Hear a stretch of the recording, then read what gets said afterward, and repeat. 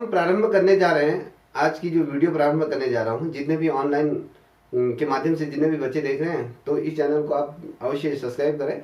देखिए, आज का जो हमारा जो टॉपिक है वो है आपका ड्राइंग सब्जेक्ट का पहला पोर्शन है, यूनिट फर्स्ट है। फर्स्ट में जो कला का अर्थ और कला की परिभाषा, यहाँ से हमारा टॉपिक प्रारंभ होगा कि कला का अर्थ क्या होता है, कला शब्द वास्तव में है क्या, क्या कला शब्द की उत्पत्ति कब हुई थी, कला मानव जीवन में कितना महत्वपूर्ण उसका स्थान है, क्या बिना कला के मानव जीवन की कल्पना की जा सकती या नहीं की जा सकती। हम इन पे तमाम मुद्दों पे हम अभी चर्चा करेंगे।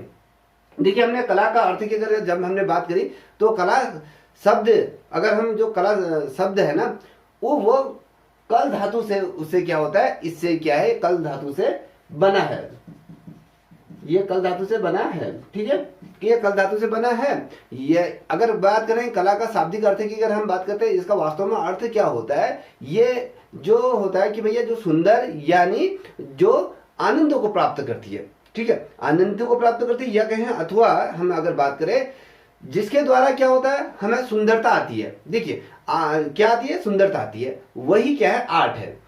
आर्ट हमेशा जो कला होती है, कला क्या चीज खोजती है, हर किसी में सुंदरता खोजती है कि भैया क्या चीज अच्छी है। मान लीजिए मैं 2 पल के लिए आपके सामने एक गुलाब का फूल रखता हूँ, एक नागफनी का फूल रखता हूँ, तो दोनों में से कौन आपको सुंदर लगेगा, किसकी तरफ आप आकर्षित होगे, बताओ। गुलाब की तरफ। क्यों गुलाब की तरफ आप आकर्षित होंगे, बताइए। सर देखने में मोहक है। और कैक्टस का फूल, अगर हम फूलों की श्रेणी की बात करते हैं तो फूल वो भी है और दूसरा ये भी है, ठीक है, दोनों में कांटे हैं, फिर भी हम क्या करते हैं, गुलाब की तरफ अग्रसित होते हैं, क्योंकि वो कहीं ना कहीं हमारे अंतर मन में एक कहीं ना कहीं आनंद की अनुभूति प्राप्त होती है। अगर आप कैक्टस फूल देखोगे तो आपको मन में अजीब सा एक फीलिंग आ जाएगी, यार क्या चीज है, कांटे हैं बहुत, वो तो आपका मन ही उस पर गवाही नहीं देगा कि ये फूल मुझे अपने पास रखना चाहिए। मगर जैसे ही आप गुलाब को देखते हो, तो गुलाब को देखते हो कहीं ना कहीं आपका आनंद, जो आपका नेत्र है, नेत्र में जो देखने में, वो कहीं ना कहीं आपके नेत्रों को सुकून पहुंचाती है। और वो जब नेत्रों से देखते हो तो उसके दृष्टि पटल से जब आपके हृदय में उसकी छवि बनती है, तो कहीं ना कहीं वो आनंद की अनुभूति आपको करा देती है। तो कहीं ना कहीं ये बात ये है कि भैया कला जीवन में बहुत ही ज्यादा महत्वपूर्ण अपना क्या रहता है, स्थान रखता है, ठीक है।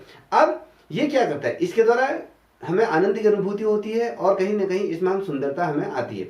ये ही क्या है, कला इसे ही कहते हैं, ठीक है। अब देखिए, बहुत से लोग कला के अर्थ को अलग अलग तरीके से देखते हैं। अगर कला के अर्थ से अगर हम बात करें, या कला से अगर तात्पर्य की बात करें, तो ये इससे क्या होता है, जैसे अर्थ से तात्पर्य, ये तात्पर्य की अगर हम बात करते हैं तो इसमें क्या होता है, जैसे कि आपका आकृति आ जाती है, आकृति, रंग, समझ में आ रहा है, रंग हो गया, ताल हो गया, ठीक है, रंग, ताल, ये अलग अलग चीजें होती हैं। ये तमाम चीजें इसके अंदर। अगर मैं कहूँ शब्द जैसे कि अगर बात करूँ, तो शब्द इसमें क्या होता है, जैसे रेखा चित्रांकन होती है, ठीक है, रेखा चित्रांकन के अंतर्गत हम उसको देखते हैं। और साथ ही अगर हम बात करें तो कहीं ना कहीं इसमें रंजन कला, या कहें मूर्ति कला, या नृत्य की बात करते हैं, या संगीत, या काव्य, या हम साहित्य की बात करें। जैसे हम जाते हैं, अगर हम कहें कि कला, ललित कला को हम कितने भागों में विभाजित करते हैं, 5 भागों में से विभाजित करते हैं। कौन कौन से हैं, आरती जल्दी बताओ, कोई बताएगा। चित्रकला, मूर्तिकला, वास्तुकला और काव्य कला और एक संगीत कला। देखिए, अगर जब हम कहते हैं कला से तात्पर्य की अगर आप बात करते हैं, इसमें रेखा आकृति आ जाती है, ताल आ जाता है, ठीक है। जैसे अगर हम बात करें, जैसे शब्दों की बात करो, रेखा, रंजन कला आ जाती है, मूर्ति कला आ जाती है, नृत्य, संगीत आ जाता है, काव्य आ जाता है, कविता आ जाती है। ये तमाम चीजें क्या होती है, ये मानव की जो प्रवृत्ति है ना, उसकी बाहरी अभिव्यक्ति को प्रकट करने का कहीं ना कहीं ये एक द्योतक होता है। द्योतक का मतलब जानती हो, कि कहीं ना कहीं ये उसकी तरफ को कहीं ना कहीं आकर्षित हो। अगर कला की अगर बात करते हैं, तो कला में क्या होता है, जिसमें मानव मन में जो संवेदनाएं होती हैं उभारने के, और उनकी जो प्रवृत्तियां होती है उसको ढालने में, और साथ ही करें जो चिंतन को कहीं ना कहीं मोड़ने में या उसमें जो अभिरुचि होती है कहीं ना कहीं उसको दर्शाने में क्या है अपनी अभूत क्षमता उसमें होती है। जैसे अगर मैं बात करता हूँ कि जैसे मनोरंजन हो गया, सौंदर्य हो गया, प्रवाह हो गया या उल्लास कहें।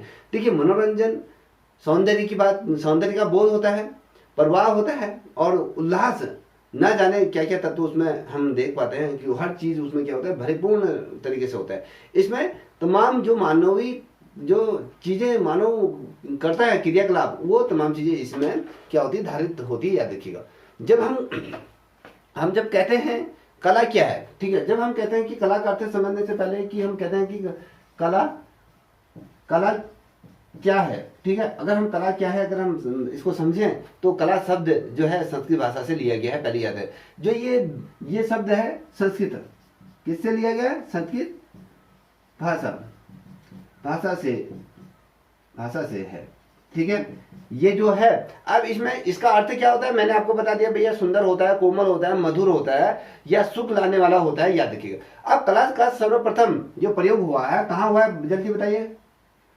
कला का सर्वप्रथम ये प्रयोग हुआ है कहाँ हुआ है जल्दी बताओ। सर आप प्रागैतिहासिक काल में पूछ रहे हैं? अरे यार हद हो गई। ऋग्वेद में ऋग्वेद में हुआ है। आप कहाँ दूसरी इकाई पढ़ने में चल रहे हो, पहले से स्टार्ट करो। जो ये हुआ है कला का जो सर्वप्रथम प्रयोग जो हमें देखने को मिलता है वो ऋग्वेद में हुआ है। अभी कभी क्वेश्चन बनता है कि कला शब्द की उत्पत्ति कहाँ से हुई है। जो ये शब्द है संस्कृत भाषा से लिया गया है, कल धातु जो अभी मैम ने कहा था तो उससे लिए ये होता है। और अगर हम कला को अंग्रेजी में क्या कहते हैं, अगर हम कला को अंग्रेजी में अगर देखें क्या कहते हैं, आर्ट कहते हैं अंग्रेजी में। हम अंग्रेजी में क्या हम आर्ट कहते हैं। और जो ये शब्द है जो आर्ट जो शब्द है ये शब्द कहाँ से लिया गया है, कहाँ से ये लिया गया है बताओ। 13वीं शताब्दी। अरे कहाँ से लिया गया है, मैं कह रहा हूँ लैटिन भाषा से लिया गया है। मैं तो अभी तो सिर्फ आर्ट शब्द को कह रहा हूँ, लैटिन भाषा से ये यहां से लिया गया। अब जो ये लैटिन जो भाषा है, जो लैटिन शब्द है उससे क्या है, कौन सा शब्द है इससे विकसित हुआ है बताएगा कोई बताएगा।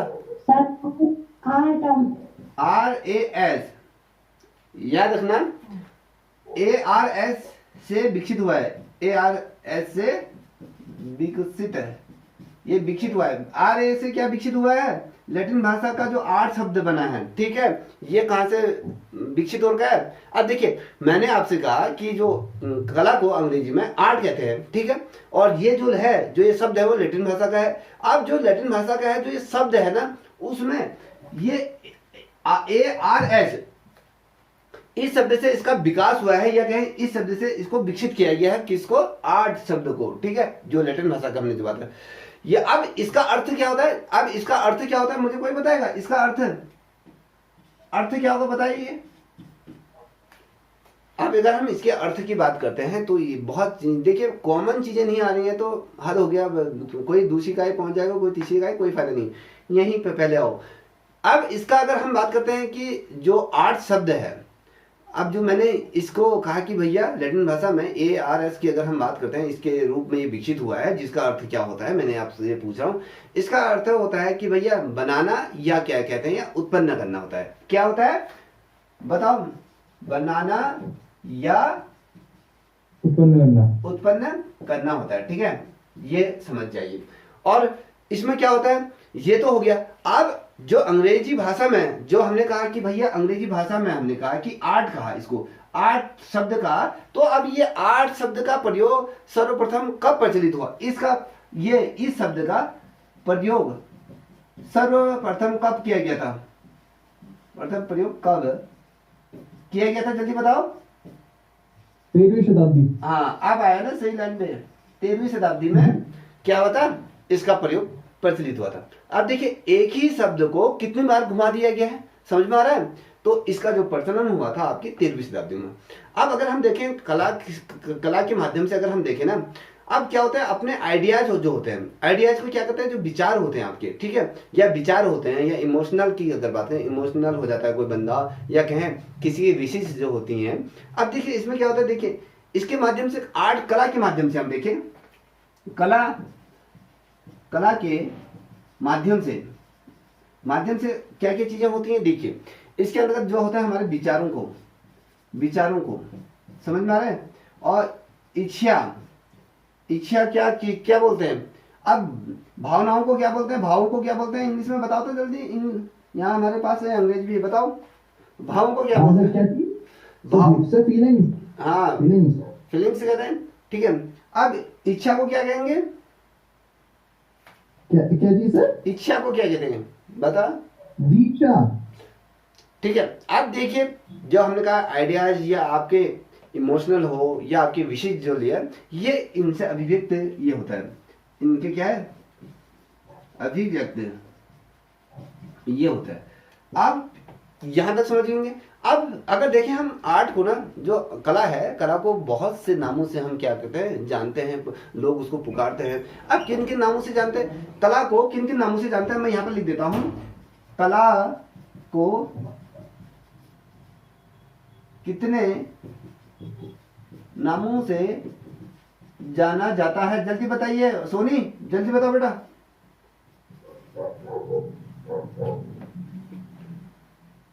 अरे सोनी बेटा, चलिए जो भी जिसको भी आता बताइए। साहित्य कला, मूर्ति कला, संगीत कला, ललित कला। और किसी को कुछ पता है बताइए। सर ये आपने क्या बोला है ललित कलाएं के बारे में? देखिए मैंने कहा कि भैया कला को कितने नामों से जाना जाता है, हम आर्ट को हम किन किन नामों से पुकार सकते हैं, आप भी किसी अन्य नाम से पुकार सकते हैं। मैंने कहा कि इसमें संगीत जो साहित्य कला के रूप में भी हम इसको जानते हैं, और संगीत कला के रूप में भी जानते हैं, चित्रकला के रूप में जानते हैं, जिसे ललित कला भी कहते हो, चित्रकला के रूप में जानते हैं, और मूर्ति कला के रूप में जानते हैं। और ये जो है स्थापत्य कला के रूप में जानते हैं। 1 2 3 4 5 हम कला को हम 5 अलग अलग नामों से जानते हैं, ये आपके सामने रख दिए हैं। तो हम इन नामों से क्या करते हैं, ये कला को कहीं ना कहीं पहचानते हैं। अब देखिए कभी क्वेश्चन पूछा जाता है कि अब मैंने ये आर्ट के बारे में तो आपको बता दिया, अब इसमें पूछा जाता है कि इनमें समस्त कलाओं को क्या कहा जाता है। अब ये तमाम जो चीजें हैं, ठीक है, इन जितने भी समस्त कलाओं को क्या कहा जाता है, अगर क्वेश्चन बनता है ये वाली जो मैंने ये बताया ना कि ये जो 5 हैं, इन 5 कलाओं को क्या कहा जाता है, जल्दी बताएं। जो ये 5 नाम दिए हैं मैंने कहा साहित्य, मूर्ति, संगीत और चित्रकला, इसको चित्रकला, ठीक है, ये चित्रकला है, चित्रकला और साथ ही स्थापत्य कला। इन 5 को किन नामों से पुकारते हैं, इन 5 को क्या कहा जाता है? कला के प्रकार। प्रकार बेटा बहुत अच्छे, इसी प्रकार से सिलेक्शन हो जाएगा, चिंता नहीं करो। ये जो है बेसिक चीजें नहीं आ रही है, हम ललित कला कहते हैं उसको। ललित कला के 5 प्रकार जो होते हैं, साहित्य, मूर्ति कला, संगीत कला, चित्रकला और स्थापत्य कला, ये 5 पढ़े हैं। अब आपने पढ़ा होगा भैया विष्णु धर्मोत्तर पुराण में भी लिखा हुआ है, आपको अगर आपने किताब खोली है उसमें क्या क्या कहा गया है, कला नाम परवरम चित्रम, अर्थात जो कहा गया कलाओं में चित्रकला क्या है, सर्वश्रेष्ठ है। अगर आप देखोगे कला जितने भी कलाएं हैं, अब उन कलाओं में जो चित्रकला है वो सर्वश्रेष्ठ मानी गई है। कभी क्वेश्चन क्या पूछा जाता है कि भैया चित्रकलाओं में सबसे श्रेष्ठ कला किसे माना जाता है? चित्रकला, बिल्कुल सही। अब चित्रकला को क्या कहा गया, सर्वश्रेष्ठ ये कला कहा गया। ये जो सर्वश्रेष्ठ जो कला कहा गया किस कहां पर कहा गया, ये विष्णु धर्मोत्तर पुराण में कहा गया। विष्णु याद समझ में आ रहा है? सर जरा रिपीट कर दीजिए, कौन सा विष्णु धर्मोत्तर आपने पुराण मैं कहा गया है कला सभी कलाओं में श्रेष्ठ है, ठीक है, याद रखना सभी कलाओं में क्या है, श्रेष्ठ इसको माना गया है। और अगर देखें कभी पूछा जाता है कि ललित कला के सर कौन से ग्रंथ का नाम बताया आपने? ये जो मैंने कहा कि किसमें, किस ग्रंथ में कला समस्त कलाओं में कौन सी कला को सर्वश्रेष्ठ माना गया है, तो वो कहा गया है चित्रकला को सर्वश्रेष्ठ माना गया विष्णु धर्मोत्तर पुराण में। विष्णु धर्मोत्तर पुराण में सभी कलाओं में से सर्वश्रेष्ठ चित्रकला को कहा गया है, याद रखना। अब अगर हम ललित कला के, जो मैंने आपको ललित कला के बारे में बताया कि उनकी जो संख्या होती है, कभी पूछा जाता है कि ललित कला मुख्य रूप से कितने प्रकार की होती है, तो ललित कला मुख्य रूप से कितने प्रकार की होती है, 5 प्रकार की होती है। 5 प्रकार की मैंने यहाँ पर लिखा दिया, ठीक है। साहित्य कला होती है, संगीत कला होती है, चित्रकला होती है, मूर्ति कला होती है और स्थापत्य कला, इसमें क्या होता है, इसको विभाजित किया जाता है। और अगर हम देखें थोड़ा सा और डीपली चलते हैं, कभी पूछा जाता है कि कला की प्रकृति क्या होती है, कला की प्रकृति क्या होती है, कला की प्रकृति क्या होती है, कोई बताएगा? जिसे हम कहते हैं नेचर ऑफ आर्ट। नेचर और क्या होते हैं, नेचर ऑफ आर्ट किसे कहते हैं, बताइए।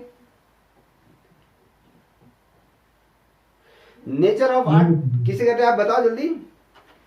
नहीं बता सर। हाँ, देखिए जहां पर हम नेचर की बात करते हैं तो नेचर में हम आर्ट को खोजने की प्रयास करते हैं।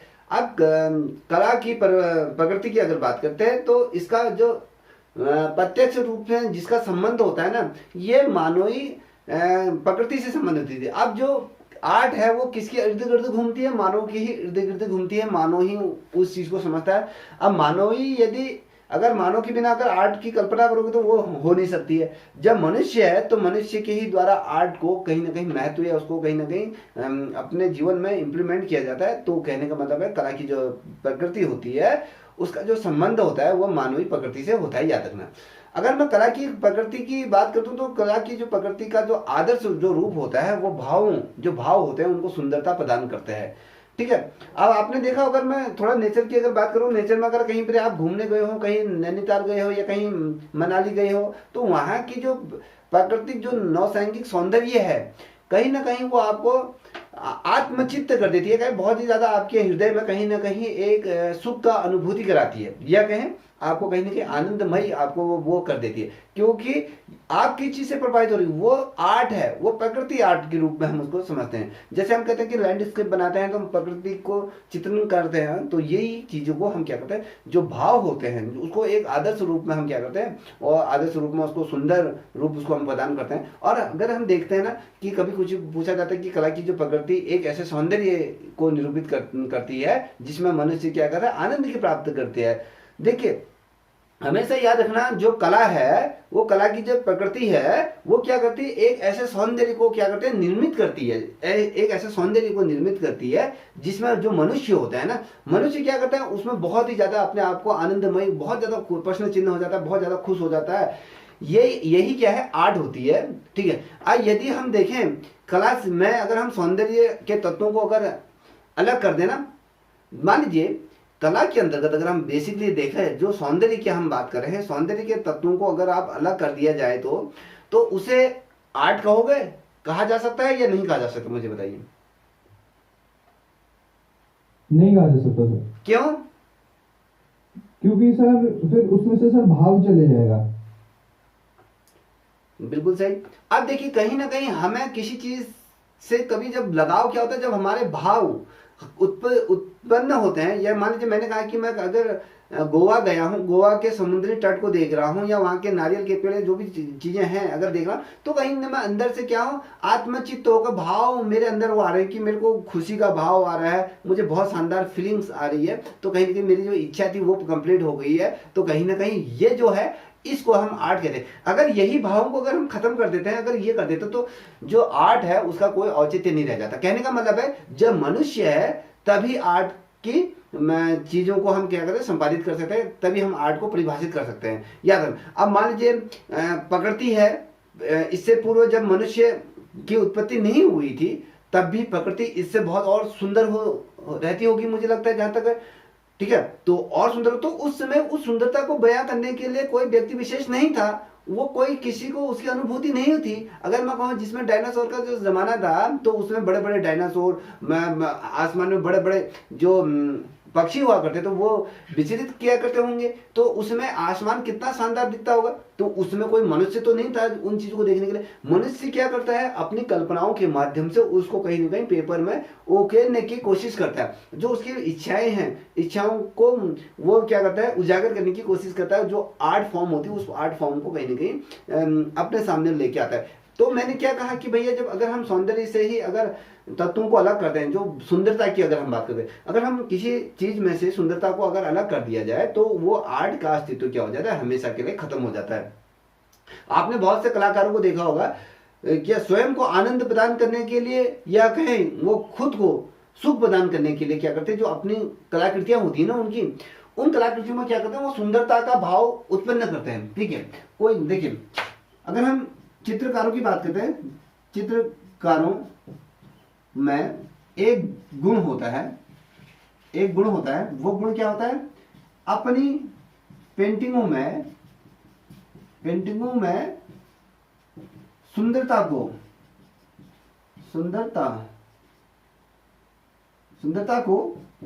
अपने अनुसार क्या कर सकते हैं, उसको उत्पन्न कर सकते हैं।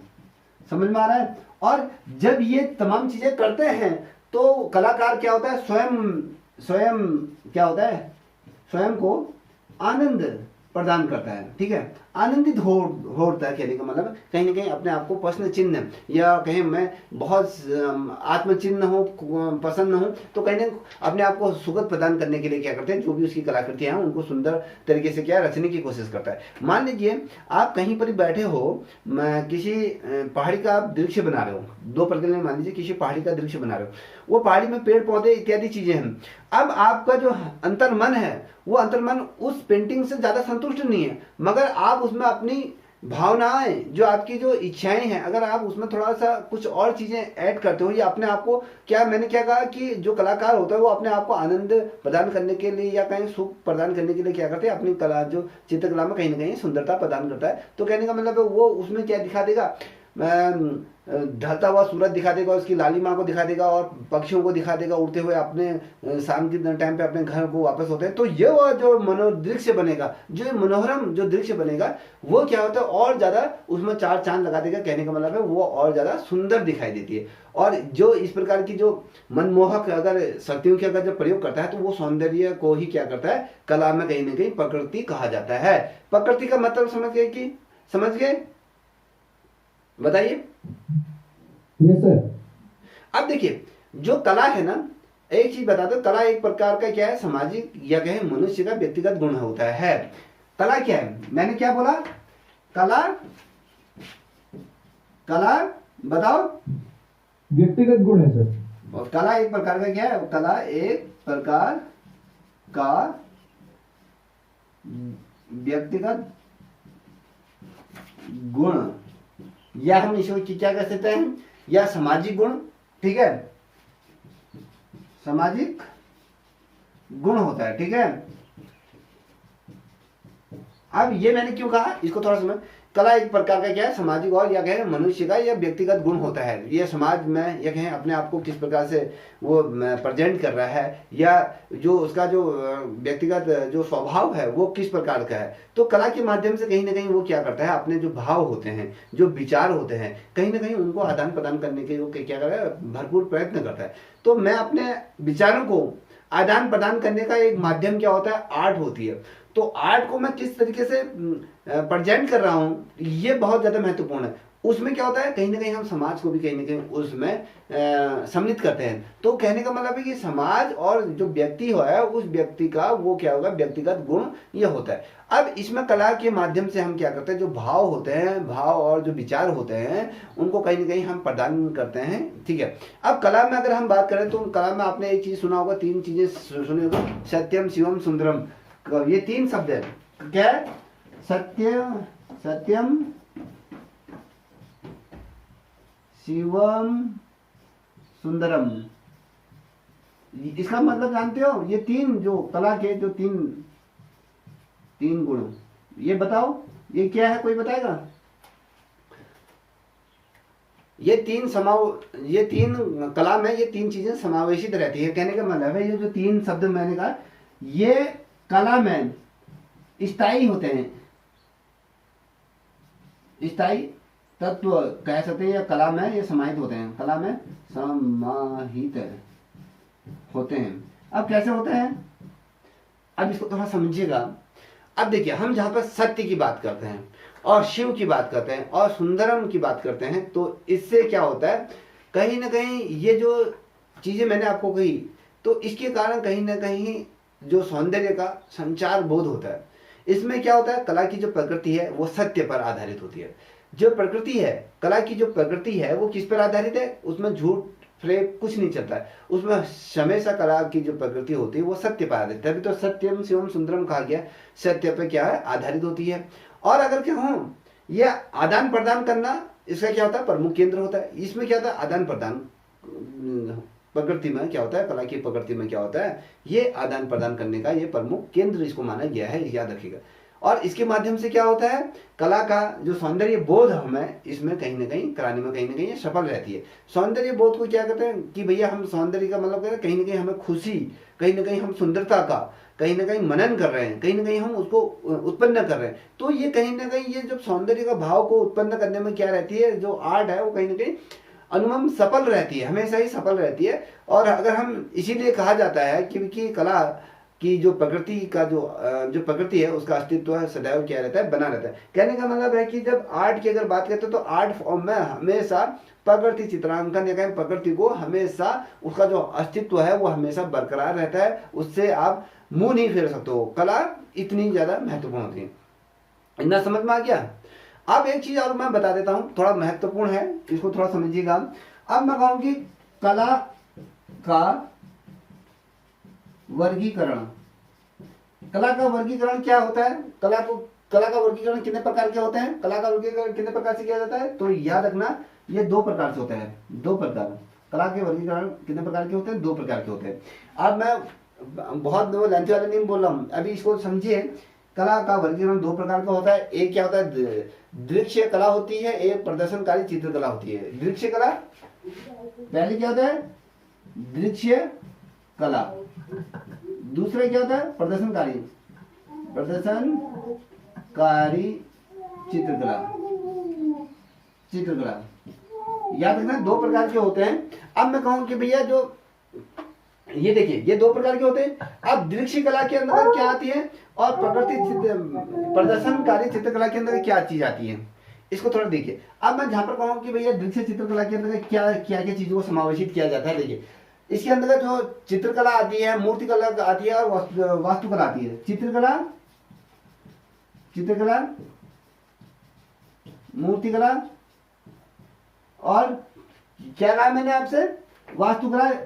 वास्तुकला को हम कहते हैं स्थापत्य कला भी कहते हैं, स्थापत्य कला, ठीक है। ये तमाम चीजें इसके अंतर्गत आते हैं, इसके दायरे के अंतर्गत दृश्य कला के अंतर्गत आते हैं। अब दृश्य कला का मतलब क्या होता है, कोई मुझे बताएगा? विजुअल आर्ट क्या होता है, इसका अर्थ मुझे बताओ। दृश्य कला किसे कहते हैं? Visual art. अब विजुअल आर्ट तो कह रहे हो, क्या है फिर बताओ। सर जिसमें सर हम अलग अलग दृश्यों को कुछ 2D या 3D स्ट्रक्चर दे सकते हैं सर, वो। अरे नहीं, अब जब आप कह रहे हो विजुअल आर्ट का मतलब ये दृश्य कला ही वही तो है। अब देखिए सोनी आप बताओ बेटा।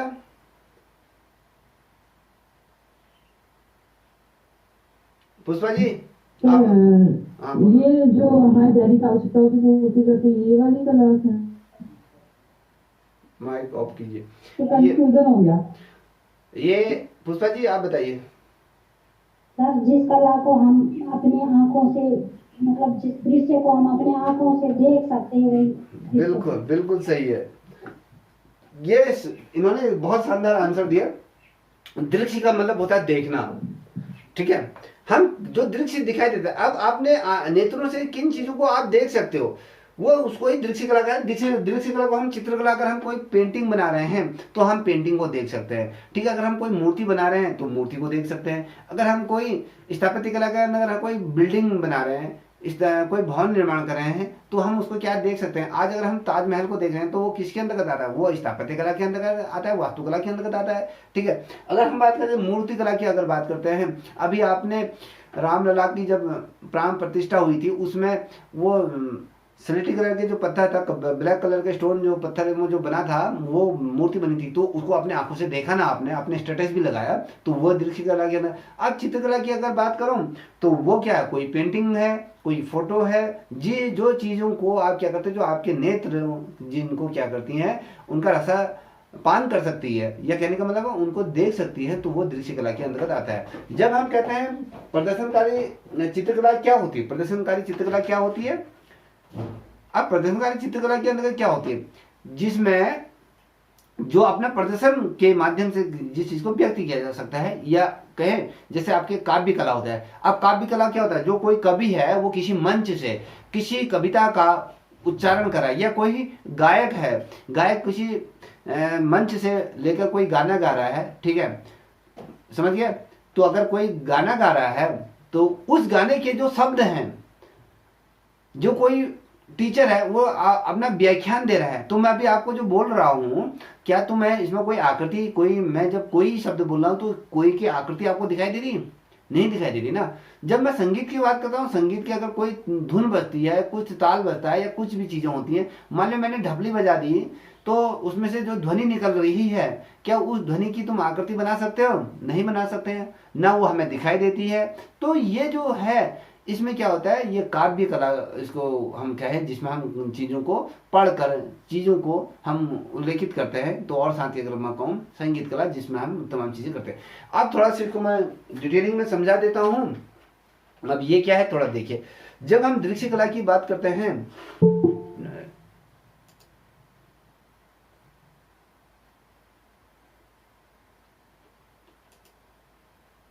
ठीक है, जब हम दृश्य कला की बात करते हैं तो दृश्य कला वह होती है, यह लिख भी सकते हो आप, दृश्य कला वह होती है जिसमें कलाकार जो कलाकृतियां बनाता है, ठीक है, इसमें क्या है, जो कलाकार है वो किसी चीज को, पेंटिंग को बना रहा है, तो उसका जो दृश्य प्रभाव होता है, जैसे मैं आपको कुछ चीजें आपको बता देता हूँ, जैसे गारे होता है, या मिट्टी होती है, या ईंट से बना हुआ जो बहुत सुंदर महल बन सकता है, या कहीं जो सोने के आभूषण हो सकते हैं, या मैंने आपको सुंदर मूर्ति के बारे में बताया। ये तमाम जो चीजें होती है ना, कलाकृति को बनाकर, जिसे हम क्या करते हैं, कोई भी कलाकृति आपने बनाई, हम उसको अपने नेत्रों से क्या कर सकते हैं, उसका आनंद की प्राप्ति कर सकते हैं, या कहें वो दृश्य सामग्री है। और ये जो दृश्य कलाएं उनको कहा जाता है। अब दृश्य कलाओं के अंदर क्या है, मैंने आपको बता दिया कि जैसे मूर्ति कला आती है, चित्रकला आती है, वास्तुकला इसके अंदर सम्मिलित की जाती है। जब हम प्रदर्शनकारी चित्रकला की अगर हम बात करते हैं, तो जिसमें हम अपने प्रदर्शन को क्या करते हैं, कहीं ना कहीं मंच के माध्यम से कहीं ना कहीं साझा करते हैं, या जो कलाकार होता है वो अपनी जो कलाएं होती हैं, उसके जो कौशल होते हैं, उसके अंदर जो कौशल होते हैं, उन माध्यमों से जो उसको प्रदर्शित कर। अब मान लो मैं कह रहा हूँ कि कोई आर्टिस्ट है, कोई पियानो बजा रहा है, कोई गिटार बजा रहा है, कोई ढपली बजा रहा है, कोई गायक है, कोई नृत्य कर रहा है। अब मैं यहाँ पर कोई डांस कर दूं तो मेरी वो डांस का वो थोड़ा बना पाओगे कि मैं क्या डांस कर रहा हूँ, अब मैं क्या बोल रहा हूँ, उसकी आकृति नहीं बना सकते हो। तो ये तमाम जो चीजें होती हैं, नृत्य के माध्यम से उस चीज को हम प्रस्तुत कर सकते हैं, वादन के माध्यम से प्रस्तुत कर सकते हैं, या कहीं भी गायन के माध्यम से करते हैं। जो भावनाएं होती हैं ना, उन भावनाओं को कहीं ना कहीं प्रस्तुत करने का क्या है, एक माध्यम होता है। समझ में आ गया? प्रदर्शनकारी को भी समझ गए होंगे, बताइए। ठीक है, अब देखिए, मैं फिर चीजों को फिर से बता रहा हूं। जब हमने कहा कि कला का अर्थ की जब हम बात करते हैं, तो आज के आधार पर अगर हम कला को आज के समय के रूप में अगर देखें, अगर उसको पृथक कर रहे हैं, तो अलग अलग इसके क्या होते हैं, अर्थ आज के समय में निकल आते हैं। या फिर हम कहें जो कला का जो उद्गम की बात करते हैं, तो ये जो उद्गम होता है, मानव क्या होता है, मानव के माध्यम से क्या होता है, इसका उदय हुआ। अगर मैं कहूँ, मानव की जो सौंदर्य भाव होते हैं, जो भावनाएं होती हैं, कहीं ना कहीं ये उसका परिचायक होता है, या उसका परिचायक का द्योतक इसको माना जाता है, याद रखें। अब देखिए, जो कला शब्द है ना, कला शब्द का प्रयोग किसके लिए किया जाता है, कला शब्द का प्रयोग किसके लिए किया जाता है, बताओ। कभी क्वेश्चन बनता है कि कला शब्द का प्रयोग किसके लिए किया जाता है, कला शब्द का प्रयोग किसके लिए किया जाता है, मैंने बताओ, ये जो किया जाता है किसके लिए किया जाता है बताओ? ललित कला, ललित कला के लिए। समझ में आ रहा है? जब हम बात करते हैं क्वेश्चन, कभी तुम्हारे सामने आ गया क्वेश्चन कि भैया जो कला का जो प्रयोग हुआ है, जो कला शब्द की अगर हम बात करते हैं बेसिकली, जो कला शब्द का जो प्रयोग किया जाता है वो किसके लिए किया जाता है? वो ललित कला के लिए प्रयोग किया जाता है। और देखिए इसमें जब हम रविंद्रनाथ टैगोर पढ़ रहे थे ना, अगर आपको पता होगा, रविंद्रनाथ टैगोर ने अपनी इसमें एक थ्योरी दी थी। उन्होंने कहा था कि भी जो कला है, कला में मनुष्य क्या करता है, अपने मन की जो अभिव्यक्ति होती है कहीं ना कहीं उसको व्यक्त करता है। क्या करता है? जो उसके अंतर मन में जो चीजें चल रही होती हैं, मनुष्य कहीं ना कहीं उसको अभिव्यक्त करता है, ना कि उसको बाह्य रूप की। ठीक है, अब क्या करता है, मैं अपने बाह्य रूप का कहीं चीजों को व्यक्त कर सकता हूँ, अपने बाह्य चीजों को व्यक्त करने का माध्यम नहीं हो सकता। अपने चीजों को हम कहाँ से व्यक्त करेंगे?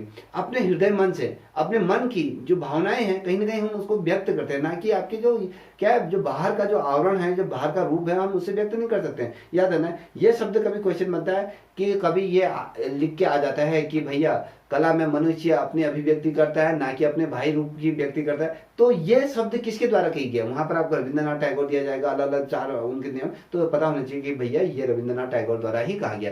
अब आपको मैं बता दूं, देखिए जो मनुष्य की जो रचना है ना, जो मनुष्य की रचना है, जो उसके जीवन को क्या करती है, कहीं ना कहीं आनंद प्रदान करती है, ये क्या कहलाई जाती है? ठीक है, आज जो मनुष्य की रचना है, या फिर जो उसको क्या कहते हैं, जीवन में कहीं ना कहीं आनंद की अनुभूति कराती है, उसको क्या कहा जा सकता है? उसे क्या कहा जाता है? क्या कहा जाता है बताओ? उसी को ही आर्ट कहते हैं मेरे भाई। उन्हीं को क्या कहा जाता है? आर्ट कहा जाता है, या उसको चित्रकला वो कहा जाता है। ठीक है, अब देखिए अगर हम बात करते हैं, अगर आप इतिहास में अगर पीछे जाओगे तो कहीं ना कहीं अगर भारतीय दर्शन शास्त्र को अगर आपने पढ़ा होगा, तो शास्त्रों में अगर आप शास्त्रों के अध्ययन करोगे तो शास्त्रों के अध्ययन से आपको थोड़ा सा ये भी पता चलेगा कि भैया जो कला शब्द का जो प्रयोग किया गया है सर्वप्रथम कहाँ पर किया गया है? कहाँ पर किया गया है? वो आपकी किया गया है ऋग्वेद में किया गया है, यथार्थ कला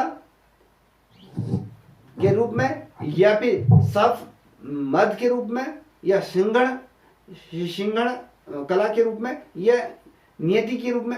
इनको छोड़ दीजिए। कभी क्वेश्चन पूछा जाता है कि कला शब्द का जो प्रयोग सर्वप्रथम किया गया है वो आपके ऋग्वेद में किया गया है। ठीक है, अब कला शब्द का जो अगर हम यथार्थ प्रयोग अगर हम बात करें, कला शब्द का जो यथार्थ प्रयोग किसने किया था सर्वप्रथम अगर पूछा जाता है, तो ये जो भरत मुनि ने अपनी एक पुस्तक थी, भरत मुनि द्वारा जो लिखी हुई जो पुस्तक थी वो नाटकीय शास्त्र थी। नाटकीय शास्त्र की जो प्रथम शताब्दी में इसको इन्होंने रचा था, याद रखिएगा, इनको रचा था। उसमें एक श्लोक आता है, वो श्लोक क्या है कोई बताएगा?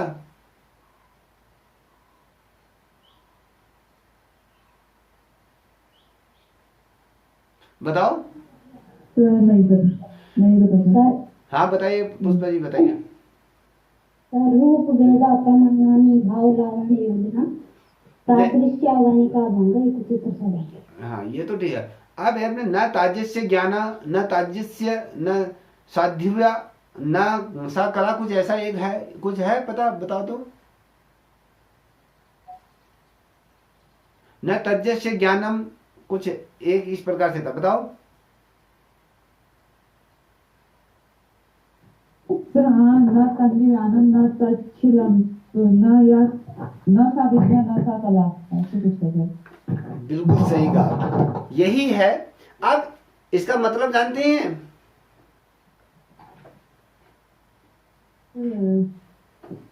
कोई ऐसा ज्ञान नहीं और कोई ऐसा सेल्फ सर नहीं है।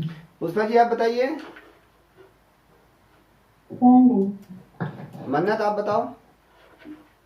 सर मुझे नहीं पता सर इस बारे में। तो यही चीज आती है ना। अब ये, अब जो चीज आप कह रहे हो इंग्लिश में मैं पढ़ूंगा, अब इंग्लिश में जो ये संस्कृत को तो इंग्लिश में ट्रांसफर नहीं किया जाएगा ना, तो ये चीज तुम्हें हिंदी में पढ़नी नहीं सर, वो नहीं sir, only teaching aptitude sir मैं इंग्लिश नहीं पढ़ रहा हूँ, ये सब हिंदी में ही पढ़ रहा हूँ सर। ठीक है, अब इसमें क्या है, फिर से इसको दोहराओ तो ये श्लोक क्या था?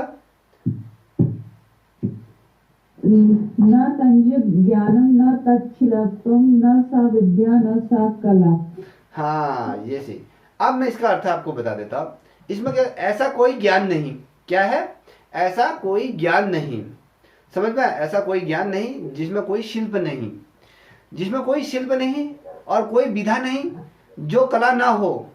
ऐसे कोई भी वस्तु या कुछ भी, कहने का मतलब है कि संसार में ऐसी कोई भी चीज नहीं है जिसमें कला विद्यमान ना हो। हर चीज में क्या है, कला विद्यमान है। चाहे वो कुछ भी, आप ज्ञान ले लीजिए, कहीं पर भी कोई भी चीज उठा लीजिए, हर जगह आर्ट विराजमान है। अब देखिए, मार्कंडेय मुनि द्वारा, इनके द्वारा एक पुस्तक का इनके द्वारा रची गई थी, जिसे विष्णु धर्मोत्तर पुराण में कलाओं को चित्रकला में सर्वश्रेष्ठ स्थान दिया गया है। मार्कंडेय मुनि द्वारा ये जो थे, इन्होंने विष्णु धर्मोत्तर पुराण में कलाओं का अगर हम बात करते हैं तो चित्रकला को सर्वश्रेष्ठ स्थान इनके द्वारा दिया गया है। और अगर हम बात करते हैं भारतीय शिल्पकला में, अगर हम कहें भारतीय शिल्पकला की अगर बात करें तो भारत में कला का जो साधन है वो योग के माध्यम से भी माना जाता है, ठीक है।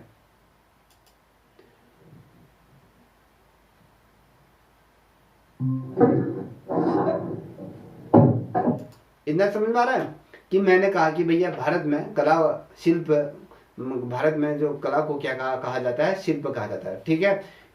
समझ में आ रहा है, भारत में कला को क्या कहा जाता है, शिल्प। समझ में आ गया।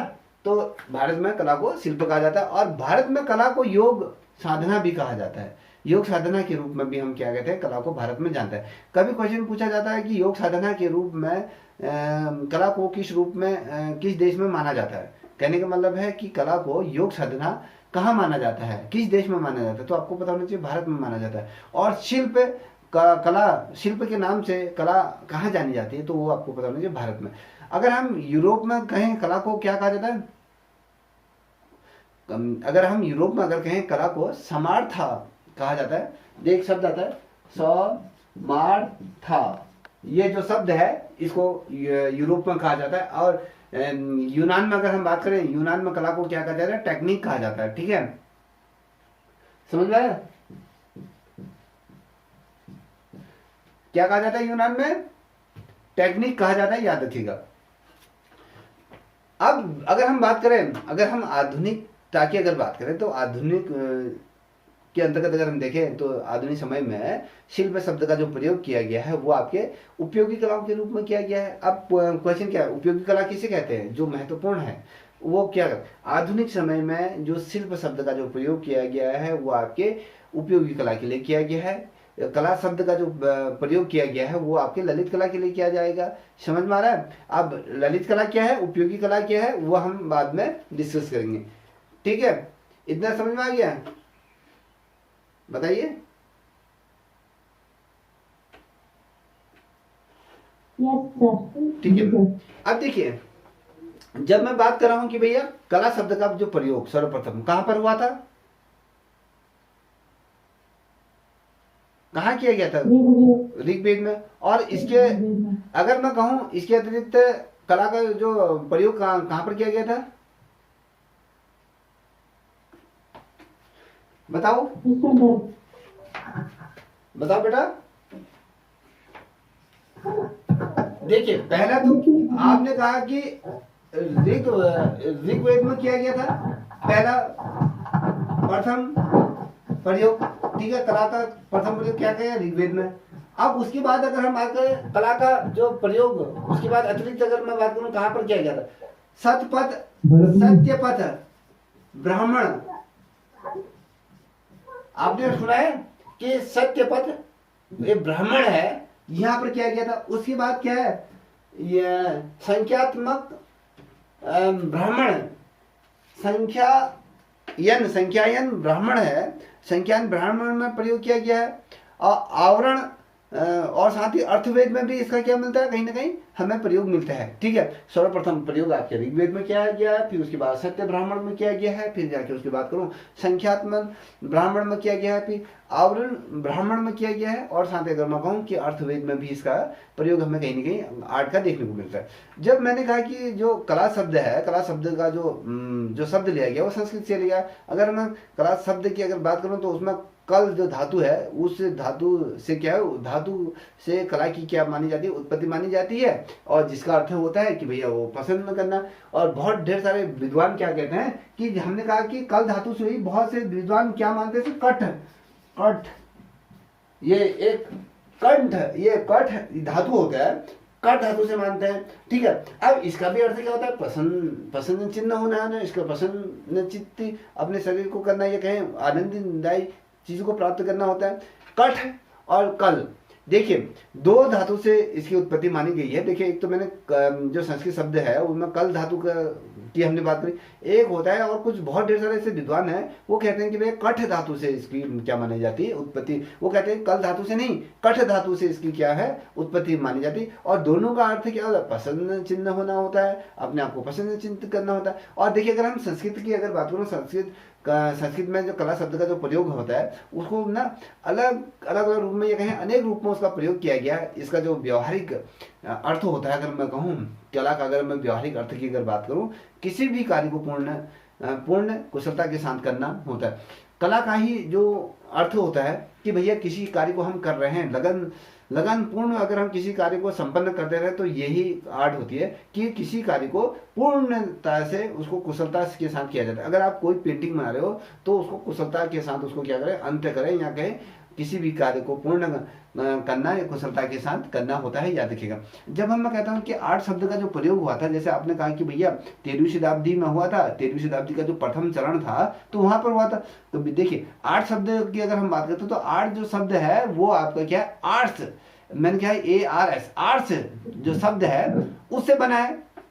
फिर से बात कर रहा हूं मैं, आर्ट्स मैंने ARS लिखा था, आर्ट्स से क्या है विकसित हुआ है, और इसका ये बढ़ना या उत्पन्न करना इसका मतलब होता है, याद रखना। और इस शब्द का अर्थ की अगर हम बात करें, आर्ट्स शब्द का अगर अर्थ पता करें तो क्राफ्ट इसको कहा जाता है। क्राफ्ट का मतलब होता है जैसे स्वर्णकारी होता है, तो इसको इस प्रकार से समझिएगा। ठीक है, तो ये होता है। अब देखिए कभी क्वेश्चन पूछा जाता है कि भैया कला के प्रकार के, अगर हम पूछें कि कला के कितने प्रकार होते हैं, कला क्या है, तो देखिए कला की अगर हम प्रकार की बात करें तो ये इसके जो बहुत ढेर सारे क्या है प्रकार निकल के सामने हमारे आ जाते हैं। ठीक है, या कहें इसके बहुत विभिन्न ऐसी रीतियां होती हैं जो हमें कहीं ना कहीं हमारे सामने प्रस्तुत होती है। जैसे अगर मैं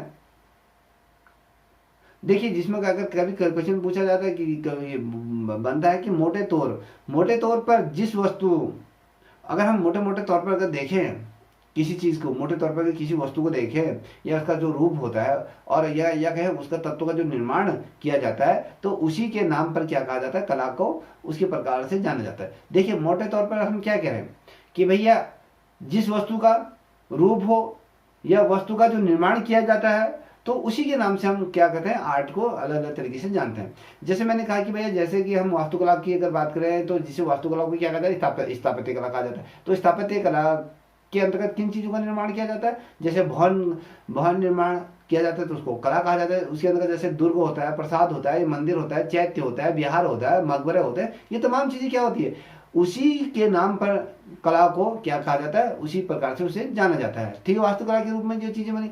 अब मैं कहूँ कि मूर्ति कला के रूप में करें तो मूर्ति पत्थर से भी बनाई जाती है, मिट्टी से भी बनाई जाती है, ये बड़ी भी होती है, छोटी भी मूर्ति होती है। तो जब मूर्ति की बात करते हो तो इस प्रकार की। अब जब हम चित्रकला की बात करते हैं तो चित्रकला में जैसे भवन भित्ति होती है, बल्कि जो आपके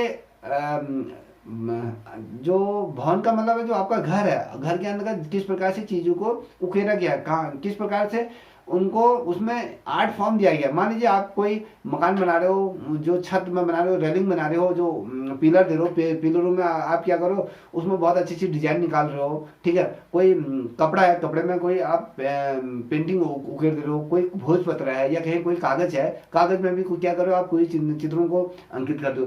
कभी कोई क्या आपने ये भी देखा होगा, मृदंग भांड कहते हैं, मृदंग भांड कला भी किसे कहते हैं, जो मिट्टी के बर्तनों में जो किया जाता है। पुरातन समय में अगर आप प्रगति हासिल काल की अगर मृदंग भाण चित्रकला किसे कहा जाता है, दो आपके मिट्टी के जो बर्तनों में जो चित्रांकन किया जाता है तो उसे वो कहा जाता है मृदंग भाण चित्रकला कहा जाता है, या याद रखिएगा, ठीक है।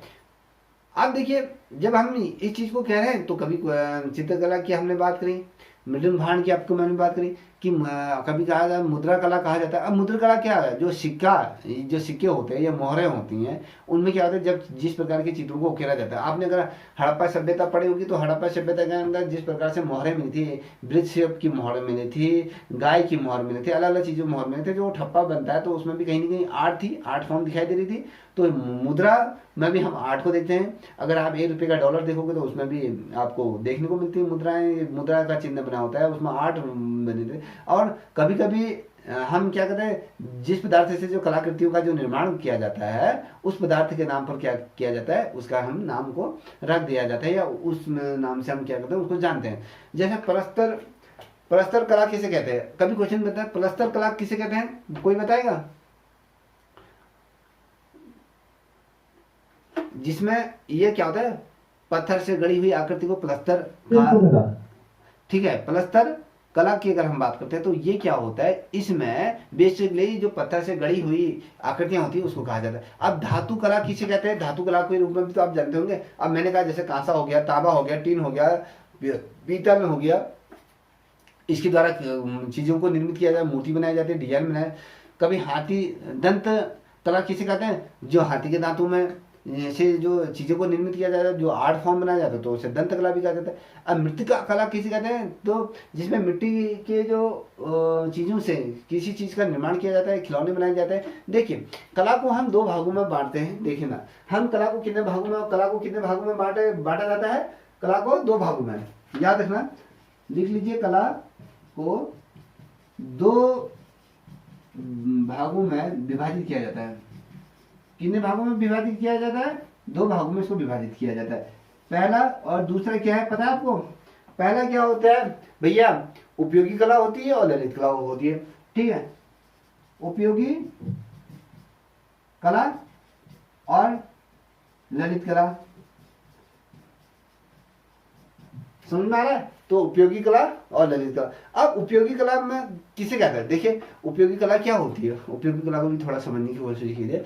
कला में क्या होता है, जो उपयोगी कला में क्या होता है, मानव क्या करता है, जो समाज के जो जितने भी घरेलू चीजों को जो प्रयोग में लाता है, जो घरेलू चीजों में जो महत्वपूर्ण जिनकी कीमत होती है, जैसे आभूषण की अगर बात करूं, आपने नेकलेस बना दिया, हीरे का हार बना लिया, कोई काष्ठ कला की बहुत शानदार मूर्ति बना ली जिसकी वैल्यू बहुत है, जो क्या उपयोगी है, कहीं ना कहीं उस चीज से चीजों को क्या कहते हैं, जैसे आभूषण है वो बहुत ज्यादा उपयोगी कला के अंदर है, काष्ठ कला को हम उपयोगी कला के अंदर रख देते हैं। अब देखिए अगर हम ललित कला की अगर बात करते हैं, ललित कला में सौंदर्य का क्या होता है, हमेशा बोध होता है। अब इसमें क्या जो मानव का मस्तिष्क होता है ना, उसमें कहीं ना कहीं आनंद प्राप्त करने वाली जो चीजें होती है। अगर मैं यहाँ पर आपको कोई पेंटिंग दिखाऊंगा तो वो आपके नेत्रों से, आपके हृदय मन में और मस्तिष्क में एक भाव का क्या करेगा, भाव उत्पन्न करेगा कि यार ये क्या बनी है, क्या सुंदरता ये इसमें आई है, आपको फीलिंग अच्छी आएगी। और इसी के अंदर अगर मैं कहूँ, जो भरत मुनि थे, भरत मुनि ने ललित कला के जो रूप में अगर हम बात करें तो इन्होंने कितने ललित कला के रूप में इन्होंने 8 रसों को बताया गया है,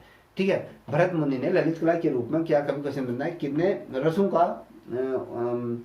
रसों को उकेरा गया है, कितने रसों का वर्णन किया गया है, तो 8 रसों का बनाया गया। और भरत मुनि ने कला के 2 प्रकार भी इनके द्वारा भी क्या पूछा जाता है, भरत मुनि ने कला के कितने प्रकार बताए हैं, तो आपको बताना है 2 प्रकार से इन्होंने भी बताए हैं। अब एक तो होता है मुख्य कला होती है, एक गौड़ कला होती है। अब मुख्य कला देखिए, भरत मुनि ने कला को कितने प्रकार से बताया है, 2 प्रकार से, एक होती है मुख्य कला, दूसरी क्या होती है गौड़ कला के रूप में माना है। देखिए जो चीज मैं बता रहा हूँ, ये पूछा जाता है भरत मुनि ने कला को कितने प्रकार से बताया है, तो आपको बताना है 2 प्रकार से। और देखिए आपने एक शब्द सुना पाणिनि, पाणिनि के द्वारा कला को कितने प्रकार से विभाजित किया गया है, तो इन्होंने जो अपने एक इनके द्वारा एक पुस्तक लिखी गई थी, अष्टाध्यायी लिखी गई थी, वो 800 BC के आसपास उन्होंने ये पुस्तक लिखी थी। तो इसमें इन्होंने कला को 2 भागों में विभाजित किया है, 2 भाग इसके बांटे हैं। एक तो चारु कला होती है जिसे हम उपयोगी कला के अंतर्गत जानते हैं, एक कारू कला होती है, एक चारु कला होती है। देखिए एक कारू दूसरी चारू चारू कला के रूप में इसको बताया गया है। एक चारू कला, एक कारुकला। कारुकला किसके अंतर्गत? उपयोगी कला के अंतर्गत आ जाती है। और चारू कला क्या होती है? ललित कला के अंतर्गत आ जाती है। ठीक है ना? Yes sir. अब देखिए कभी क्वेश्चन बनेगा कि हिगल ने चित्रकला को कितने भागों में विभाजित किया गया है। इनके द्वारा भी दो भागों में किया गया है, चित्रकला को बांटा गया है। एक तो है दृश्य कला के अंतर्गत में जैसे चित्रकला जो चीज आपके नेत्रों से देखी जाती है, जैसे मैंने आपको चित्रकला, मूर्तिकला या आपके वास्तुकला आ जाती है। अब श्रवण कला जिसको हम चीजें सुन सकते हैं, कोई गाना सुन सकते हैं, ठीक है, कोई कविता सुन सकते हैं, किसी चीज का पाठ को पढ़ते हुए हम उस चीज को सुन सकते हैं। तो इन्होंने दो प्रकार से इसको बांटी है। अब अगर इन्हीं के आधार पर अगर देखें तो ये कहते हैं कि इसमें जो एंगल के आधार पर अगर देखें तो उच्च पद पे इन्होंने काव्य को रखा है। कभी क्वेश्चन बन जाता है कि हिगल द्वारा कि कौन से कला को सर्वश्रेष्ठ पद पर रखा गया, तो आपको बताना चाहिए इन्होंने काव्य कला को क्या करा, सर्वश्रेष्ठ इन्होंने माना। और जितने भी कला है और उसके नीचे नीचे इन्होंने क्या करा, जैसे वास्तुकला को रखा। और देखिए आपको एक चीज और बता, जो हिगल थे इन्होंने कलाओं को भी क्या करा, जब मैंने कहा कि भैया ये तीन प्रकार से इन्होंने भी बाद में तीन क्लास के रूप में इन्होंने माना, तो तीन प्रकार का इन्होंने माना, इन्होंने तीन प्रकार की कला को नहीं माना। देखिए हिगल ने, फिर से कह रहा हूँ, ये हिगल थे, इन्होंने कला को दो भागों में बांटा, याद रखना। एक तो आपकी दृश्य कला होती है, श्रवण कला होती है। और इनके द्वारा जो कहा गया था कि जो उच्च पद होता है वो उच्च पद में इन्होंने काव्य कला को रखा और निम्न कला में इन्होंने वास्तुकला को रख दिया। और ये इनका मानना था कि कलाएं तीन प्रकार की ना होकर पांच प्रकार की इन्होंने माना। अब इन्होंने कहा कि पांच प्रकार की जो कलाएं हमने आपको सामने बता दी हैं, तो ये होती हैं अब साहित्य, मूर्ति, संगीत और चित्रकला और स्थापत्य कला के रूप में इन्होंने माना। ठीक है, समझ में आ रहा है? Yes sir. अब देखिए बहुत अच्छी चीज बता रहा हूँ, याद रखना। ये क्वेश्चन पूछा था कि अरस्तु के दार्शनिक होने के रूप में, अगर हम अभी जब टीचिंग एप्टीट्यूड पढ़ते हैं तो वहाँ पर भी हम अरस्तु को बात पढ़ते हैं, तो उसमें अरस्तु दार्शनिक थे, उन्होंने भी क्या करा था, चित्रकला को दो भागों में बांटा था। एक तो उन्होंने ललित कला के रूप में बांटा, एक उदार कला के रूप में बना। तो आपको ये भी पता होना है कि भैया अरस्तु ने चित्रकला को कितने प्रकार से विभाजित किया था, तो आपको दो प्रकार से पता होना चाहिए। तो उसकी क्वांटिटी भी पता होनी चाहिए, भैया दो थे या तीन थे, ऐसा नहीं होना चाहिए। विषय पर पता होना चाहिए कि दो, ललित और उदार कला। आज छिमेंद्र की एक पुस्तक है कला विशाल। कभी क्वेश्चन पूछा जाता है कि कला विशाल किसके द्वारा लिखी गई है, तो आपको पता होना चाहिए ये जो किताब थी ये आपके छिमेंद्र द्वारा ये पुस्तक को लिखा गया था। इन्होंने इसमें 64 सुनारों की कलाओं को वर्णन किया गया था और 64 ही इन्होंने जनोपयोगी कलाओं का वर्णन किया गया था। और इसी पुस्तक में इन्होंने 64 वैश्याओं की कलाओं का भी वर्णन किया गया था और 100 सार कलाओं का वर्णन किया गया था और 16 काव्य कलाओं का किया गया था, काव्य से संबंधित कलाओं का इसमें किया गया था, वर्णन किया था। और 32 जो था अर्थ, धर्म, काम, मोक्ष से संबंधित कलाओं का भी इन्होंने वर्णन करा था इस किताब में। और 10 जो भेजत संबंधित है कलाओं का वर्णन किया गया था। और अगर आप देखोगे ना, इनके जैसे जो ग्रंथ हैं इनके, जैसे काम सूत्र हो गया, शुक्र नीति हो गई, या जैन ग्रंथ है, या कला विशाल हो गया, ललित विस्तार हो गया, और नाटकीय शास्त्र में मोहनसाल में विष्णु धर्मोत्तर, या पुराण है, या चित्र लक्षित, जो जितने भी ये धार्मिक ग्रंथ है ना, जो भारत के जो चित्रकला के अंदर का जो ग्रंथ हैं, इनका वर्णन भी इनमें इनका वर्णन किया गया है। और जितने भी अधिकतर जो ग्रंथ आप देखोगे, उन ग्रंथों में चित्रकलाओं की जो संख्या बताई गई है, बेसिकली अगर आप देखोगे तो 64 ही मानी गई है। कहीं पर ऐसे किताब ऐसे देखने को मिल जाएंगे आपको, जहाँ पर प्रबंध कोश, कुछ ऐसे किताब हैं जहाँ पर कलाएं 72 कलाएं मानी गई हैं, और ललित कला का विस्तार उसमें जो दिया गया है वो 86 कलाएं मानी गई हैं, और काम सूत्र को उन्होंने 64 कलाओं में उसको विभाजित किया गया है। और जो बंदी कला के रूप में अगर देखें तो वहाँ पर आपको 64 कलाओं का भी वर्णन उन्होंने वहाँ पर किया है। ठीक है ना, ये तमाम चीजें उनके द्वारा की गई थी। अब देखिए एक क्वेश्चन, ये वाला क्वेश्चन पिछली बार 2011 के अल्टीमेट कई दफे पूछा गया कि भैया जो प्रसिद्ध कश्मीरी पंडित हैं छिमेंद्र ने अपने इनके द्वारा कौन सा ग्रंथ लिखा गया है, जिसमें ग्रंथ जो लिखा गया है वो ग्रंथ कला विलास करके वो ग्रंथ है, वो सबसे अधिक संख्याएं की अगर मैं बात करूँ 364 ये इस प्रकार से कलाओं का इन्होंने वर्णन किया है।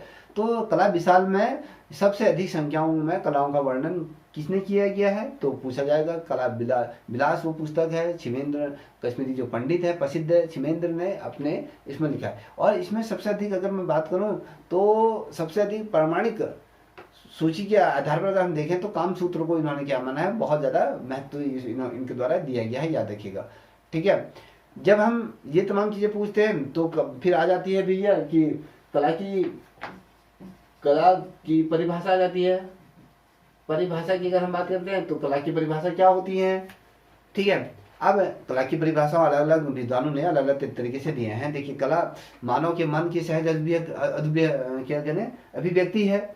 ये जब अभिव्यक्ति कल्पना के साथ जुड़ती है तब एक ऐसा सुंदर कला का निर्माण किया जाता है जो अनेक विद्वानों द्वारा क्या किया गया है, कला को परिभाषित किया गया। देखिए, आर्ट शब्द की जब मैं बात कर रहा हूँ, इसकी परिभाषा को अगर हम आगे समझेंगे तो इसमें बेसिकली अगर देखोगे जो कला है मानव के मन की सहज अभिव्यक्ति करती है। याद रहे, जो मनुष्य है उसके मन की जो वास्तविक चीज, उसकी जो हृदय मन में जो भाव है कहीं ना कहीं उसको व्यक्त करने का एक माध्यम होता है।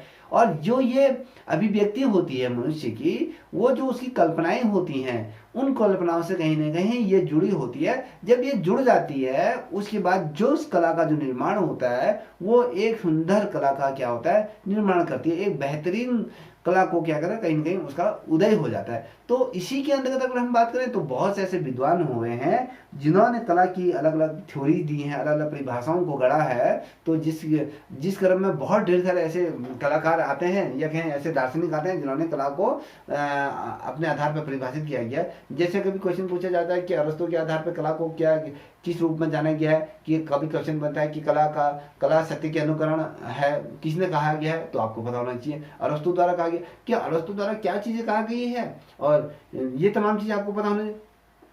टाइल स्टोल करके कुछ ऐसे आता है नाम, टाइल स्टोयर करके एक दार्शनिक है, इनके द्वारा कला को जो परिभाषित किया गया है तो ये जो कहते हैं कला क्या है, भावों को क्रिया जो कला है वो कहीं ना कहीं भावों को क्या करती है, कहीं ना कहीं अभिव्यक्त करने का एक क्या होता है, ये माध्यम होता है। उसके द्वारा क्या होता है, कला को कहीं ना कहीं अभिव्यक्त किया जाता है, याद रखना।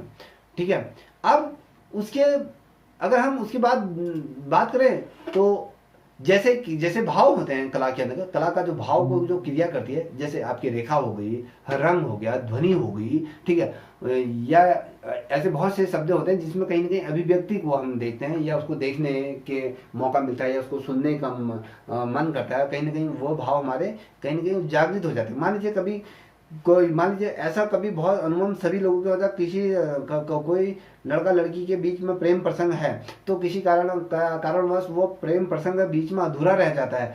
तो उस कंडीशन में क्या होता है, दोनों व्यक्ति क्या होते हैं, शोकाकुल की अवस्था में चले जाते हैं। तो शोकाकुल की अवस्था में उनको आनंद प्रदान करने का सबसे अच्छा माध्यम क्या है, तो कभी क्वेश्चन मैं बना रहा हूँ तो सबसे अच्छा माध्यम क्या होता है, संगीत का सहारा लेते हैं, है ना। कोई जिसका किसी का दिल टूटा है वो बहुत सैड सॉन्ग सुन रहा है, क्यों सुनता है कि उसमें उत्तेजित पूर्ण गाने क्यों नहीं सुनता है। कहने का मतलब है यहाँ पर भी आर्ट छिपी है। जब किसी बच्ची का जब हृदय किसी कारणवश विवाद पैदा हो जाता है या अलग हो जाते हैं तो वो अपने शोकाकुल अवस्था में भी वो सैड सॉन्गों को कहीं ना कहीं अपने दिल को हल्का करे, जो अपने भाव हैं वो गानों से कहीं ना कहीं अभिभूत करने की क्या है, कहीं ना कहीं प्रयत्न करते हैं। तो कभी कोई ऐसी मूवी देखने का मन करता है, कभी कहीं उनको देखने या सुनने का भाव करता है, जो मन में जो भाव आते हैं कहीं ना कहीं उसको जागृत करने का कहीं ना कहीं चेहरे से भी क्या होता है, मनुष्य के चेहरे से भी कहीं ना कहीं वो हाव भाव से हमें पता चल जाता है कि बच्चा किस दर्द से जो गुजर रहा है, क्या भाव इसके अंतर्गत आ रहे हैं। ठीक है, जो बहुत बच्चा कभी कोई टेंशन हो जाता है ना, तो टेंशन जो होता है तो उसके आंतरिक जो भाव होते हैं उसके चेहरे के द्वारा उसके बाह्य रूप में उसको दर्शा देता है। तो यही भी तो एक आर्ट है। अब मैं अगर बात करूं कि भैया रविंद्रनाथ टैगोर ने आर्ट को किस प्रकार से परिभाषित किया था, तो ये कहते हैं कि कला है मनुष्य की क्या करती है, अपनी अभिव्यक्ति को व्यक्त करती है। अभिव्यक्ति मतलब मेरी अभिव्यक्ति क्या, मैं क्या सोच रहा हूं, मेरे अंदर हृदय मन में क्या चल रहा है, ठीक है, वो चीज। अब मेरे हृदय मन में अभी क्या चल रहा है, अगर मैं कोई क्वेश्चन पूछता हूँ, आप जैसे लोग विद्वानों के साथ जुड़ा हूँ तो आप कुछ बताते नहीं, तो ये मेरी अधिशोक्ति या कहे अभिव्यक्ति है कि भैया मैं चाहता हूँ कि वो चीजें आप अच्छी तरीके से उसको एक्सप्लेनेशन करें, बताएं। तो ये मेरे आंतरिक भाव, कला मनुष्य की जो अभिव्यक्ति होती है, अभिव्यक्ति को कहीं ना कहीं क्या करती है, प्रदर्शित करने का क्या करता है, भरपूर क्या करता है, प्रयत्न करता है। यही चीज है। अब देखिए दूसरी थ्योरी की अगर मैं बात करूं, कोचे हुए हैं, कोचे की आपने थ्योरी सुनी होगी या कहीं इनके द्वारा जो परिभाषा दी गई, ये कहते हैं कि कला क्या है, जो भाई भाव होते हैं ना, जो भारी आवरण को कहीं ना कहीं अभिव्यक्ति करने का माध्यम। अब मैंने जो भारी आवरण का जो भाव अभिव्यक्त करने का जो माध्यम मैंने अभी आपको बताया कि सिंपल समय मैंने कहा कि भैया मान लीजिए आप मान लीजिए 2 पल के लिए कि आपने कोई पेपर दिया, पेपर में आपने अच्छा प्रदर्शन नहीं करा, आपके मुताबिक वो प्रश्न नहीं आए, आपके हिसाब से जिस प्रकार से आपने तैयारी करेंगे उसके मुताबिक आपके क्या है, प्रश्न अच्छे नहीं हुए, आप अच्छा शानदार प्रदर्शन का आपको पता है कि मेरा सिलेक्शन नहीं होता है, तो उस कंडीशन में आप जब घर पहुंचते हो तो आपके ईजा बाजू जब आपको देखते हैं तो जो आपके हाव भाव हैं उससे पता चल जाता है अरे बिटिया का तो पेपर खराब हो गया। फिर आपको क्या करें, उसमें दिलासा दिया, सांत्वना दी जाती है, बेटा कोई नहीं अगली बार प्रयास करना। तो ये तमाम चीजें क्या है, कोचे कहीं ना कहीं सत्य भी हैं, कहीं ना कोचे ने जो चीज कही है तो वो क्या है, कला आर्ट जो है वो भावनाओं को कहीं ना कहीं जो बाह्य प्रभाव है उससे कहीं ना कहीं अभिव्यक्त करते हैं। तो इस चीज को मानते हो नहीं मानते हो, कभी तो मुंह लटका लेते हो।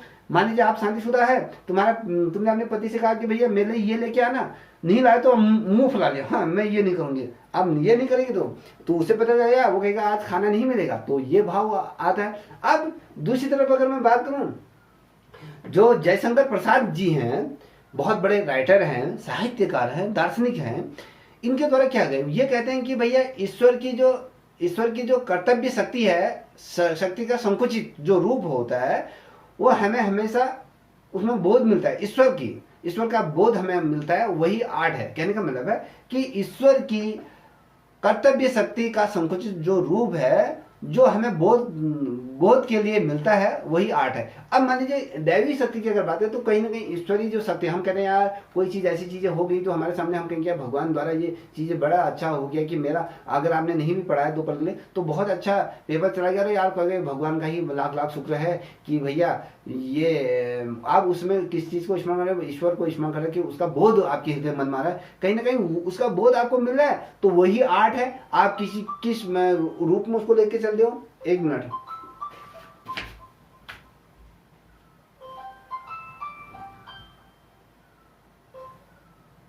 हेलो, चल अभी फोन रख, मैं अभी काम कर रहा हूँ। मुझे आप बेटा अपनी याद नहीं आ रही। I love you, bye. Sir हमें भी आई सर आपकी याद। चलिए अब देखिए, अब आगे चलते हैं, अपने पॉइंट पे चलते हैं। तो ईश्वर की अगर मैंने बात करी, जब हमें बोध होता है ना, अब मान लीजिए अभी जो बोध हो रहा है कि ईश्वर ने क्या करा, कि ईश्वर की कर्तव्य शक्ति, अगर मैं कहता हूँ यार ये ईश्वर की शक्ति है, ईश्वर के द्वारा जो दी गई है, तो कहीं ना कहीं मेरे हृदय मन में जो संकुचित जो भाव है, जिस चीज का हमें बोध मिल रहा है, तो वही आर्ट है। अब रॉबर्ट रीड के अनुसार अगर हम बात करें तो ये कला में अपनी अलग एक थ्योरी दे देते हैं। ये कहते हैं नहीं ये चीज है। कभी भी एक चीज मैं बताऊं, आपके दिमाग में कभी ये क्वेश्चन दौड़ा कि यार कला के अंतर्गत इतनी परिभाषाएं क्यों आ जाती हैं, आया कभी ममता? सर ये सब्जेक्टिव है ना, कोई कला को कैसे देखता है। ममता आवाज आ रही बेटा, या मौनी बाबा बनी हो? चलिए कोई बात नहीं। देखिए हम जब बात करते हैं कि मैंने कहा कि कितनी परिभाषाएं क्यों होती हैं, कि इसलिए होती है क्योंकि हर व्यक्ति का कला को देखने का क्या होता है, अपना अलग अलग नजरिया होता है। मैं किस नजरिए से देख रहा हूँ, अगर मैं कोई एक पेंटिंग आपके सामने रख दूँ तो आप उसको किस नजरिए से देख रही हैं, ठीक है, आप उसको किस अनुसार उसको श्रवण कर रही हो। मेरा देखने का नजरिया अलग हो सकता है। अब मान लीजिए यहाँ पर ही देख लीजिए, सोनी जी जुड़ी हैं, पुष्पा जी जुड़ी है, मन्नत जुड़ी है, यहाँ पर ममता है। अब यहाँ पर 3 लोग बोल रहे हैं तो ये नहीं बोल रहे, तो इसका मतलब क्या है, इनका मानना है कि बोलने से सब कुछ नहीं होता है, सुनने से सब कुछ होता है। तो अलग अलग थ्योरी ये होती हैं। तो इस